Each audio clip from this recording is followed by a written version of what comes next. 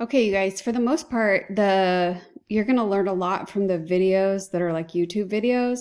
I just thought that maybe with the examples that they gave would help you understand things. But I did want to just hit on a couple of points before I send you there. So let's just kind of talk about ethical decision making is a behavior. And as it's a behavior, it can be done poorly or well, right? So some people are good at choosing making an ethical choice, and some are not. So like we talked about before, one of the reasons we have this course is to try to get you to get better at it. Because the one thing that we do know is that you can learn the behavior. I think this is interesting where there is a correlation between the amount of education you have and how well you have moral judgment. And I was just listening to a podcast and it was talking about this guy that who was raised in like the projects, and gun violence and drugs was just a regular part of his life.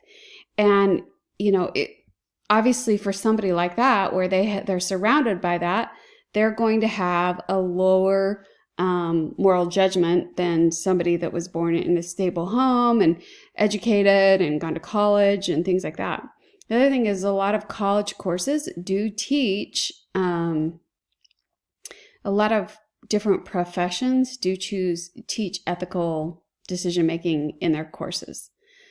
So some questions to kind of consider is, how do we become moral? Are we born moral? Do we learn to be moral? And there's probably a little bit of both, right? The thing that the different videos are going to cover is some people have come up with theories on how we become moral. So if morality is something that must be learned, how is learned? Does everybody learn at the same rate? If human beings are born capable of becoming moral and therefore must learn to be moral, how do individuals learn to differentiate right from wrong, and how do they incorporate this skill in life? So a lot of times we learn from those that are around us and the surrounding we're around. And that's, why those that are in more stable, loving homes might have a higher morality than somebody who is not. The thing is even if you feel like you're not super strong at this right now, you can get better at it. And I think I've already mentioned that.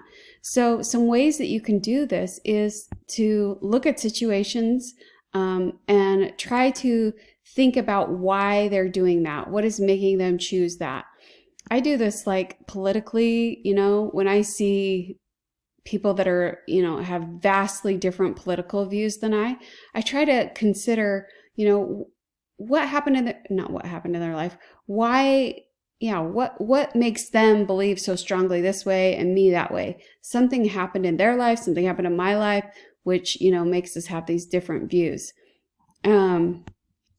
Keep asking questions, read and discuss with others to keep your learning vital, and above all, do so in all aspects of your life in which moral matters are at stake. So by, even when you get out into practice, if you have these discussions about what's okay, what's not okay, with your classmates, even after you graduate, or, other hygienists or whatever, that's how you get better at it. I want you guys to think about when's a time that you have observed someone and considered their reasons for their actions. I know I talked to you guys before about my thought download. Remember how you can have an intentional thought versus an unintentional thought. But honestly, journaling and kind of doing that helps you start to parse out, where are my thoughts coming from? If I have this thought that I'm a bad person and, everybody around me sucks, whatever, where is that coming from? And can I change that thought to make it differently? It's all the same kind of thought here, when we can consider other people and why they're making the choices they make. Okay, so there's two kind of moral theories that are considered male. And the reason why they say that is because these were the first theories that were made, and they focused they were only testing male people, okay? male children, watching male children grow up.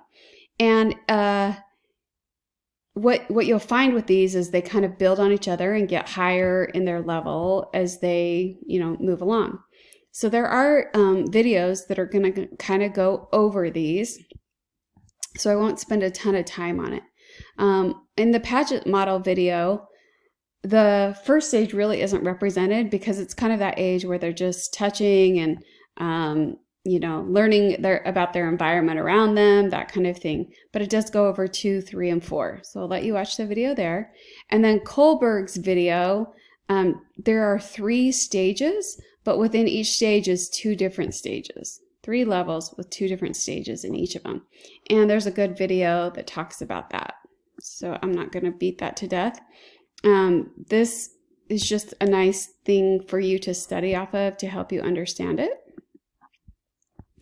Okay, when we talk about Gillian's, there's an extra L in there, morality is the context for relationships. Gillian was actually a student of Kohlberg, and she thought, something's missing here.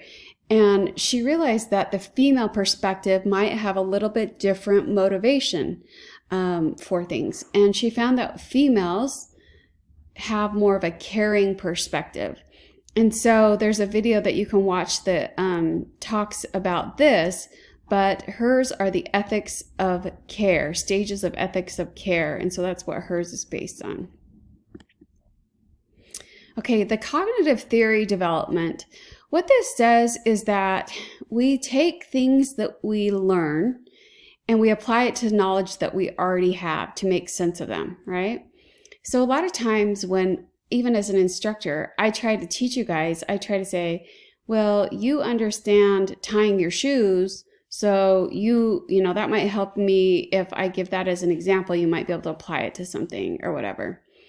So that's called cognitive development theory. If you nurture your mind with great thoughts, for you will never go any higher than you think. And that model that I taught you guys, the intentional model versus the unintentional model, is called the cognitive behavior model. And what that is, it's trying to help you to figure out how to change your thoughts to change the results or the actions that you have. I know it's been a while. I don't even know if you guys remember that, but okay. There's a lot of talk about character, and character is kind of like, what qualities do you have that kind of make you who you are? I like this quote. It says, be more concerned with your character than your reputation, because your character is what you really are, while your reputation is merely what others think you are. So character comes from within. Okay. So the other theories that we were talking about were theories of how you develop your moral development or whatever. These theories, when we talk about consequentialism versus non-consequentialism, these are actual theories of ethics. So what is right, what is wrong? Okay, so we're talking about 2 different things here. One is how you develop. These ones are how you determine what's right and how you determine what's wrong. Okay. So consequentialism is what is the greater good for the greatest people? What are the consequences for the most people? So there's actually a video about utilitarianism, which goes along with this, but I want to just kind of give you an example here. So say you were in Germany during the Nazi invasions, and you knew that there's a Nazi soldier banging on your door, and they ask you, are you hiding Jewish people? And, you could, if a consequentialism, what they would say is, no, I am not, even though they really are hiding somebody, because they believe that the greater good is to save the Jewish people, that, that would be the consequence that they're going after.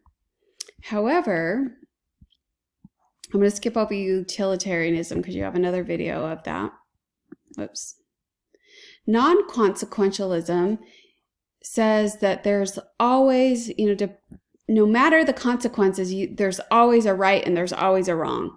So even if the Jewish people are killed, the right thing would be to be honest. Okay. So I might say when the Nazi guy comes knocking at your door, you're going to say, yes, I am hiding them, and you would go show that to them. Okay. So, different people have different theories. Some people see things very black and white, which would be non-consequentialism, and others might think of it more as a consequentialist as far as, what's going to be the greatest good.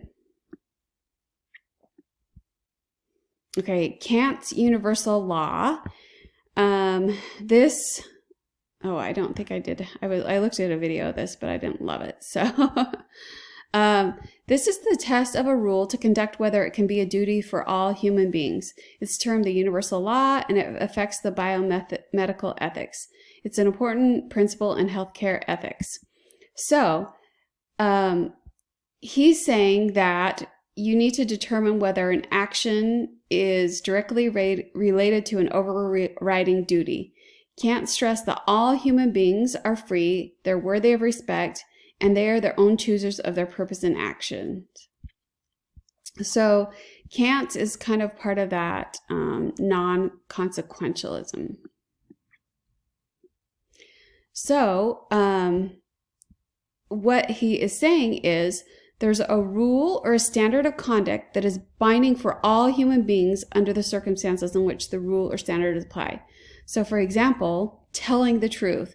In that example with the Nazis, the rule would be you should always be honest. So no matter what happens, you should be honest. So you're going to tell people about the Jewish people hiding in your basement or your attic or whatever.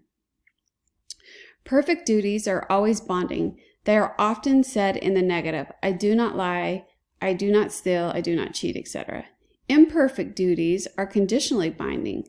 Leave it to each person to judge when and in what situation to fulfill the obligation. So these are always there, and then this one is more, you're able to kind of logical that out. Okay. Virtue ethics is talking about when individuals make the most of their choices on the basis of virtue and character. Character or virtue and the goodness of the person in living a good life, acquired through learning, reflection, and repetition. So the more that we kind of reflect on, why we're doing things, is it the right motive? Is it the right reason I should be doing this? That is how we build character and virtue. Philosophers of the virtue ethics, they often want us to reflect on what ought we be doing and what we ought not be doing. Okay. So to develop an ethic philosophy, it is developed by not just a single ethical system, but everything around us, who our family is, who our culture is. I find it interesting that, my kids, I try to teach them to be a moral person, to not lie, not cheat, not steal, but they seem to blow off, and some of you probably have related to this in college too. Well, it's okay if I just look off of or take my friend's homework and copy it or whatever, and I'm like, no, that really isn't. Or, whatever. So to be ethical, sometimes even those around you, just because everyone else is doing it, makes you suddenly rationalize that it's okay, right? When really it may not be. So, the more that we can, find that inner voice and listen to it, I think we start to become numb and immune to things when our surroundings sometimes tell us otherwise, right? Okay. By understanding the ethical framework, it assists in ethical decision making, and good character depends on ethical decision. And that's the end.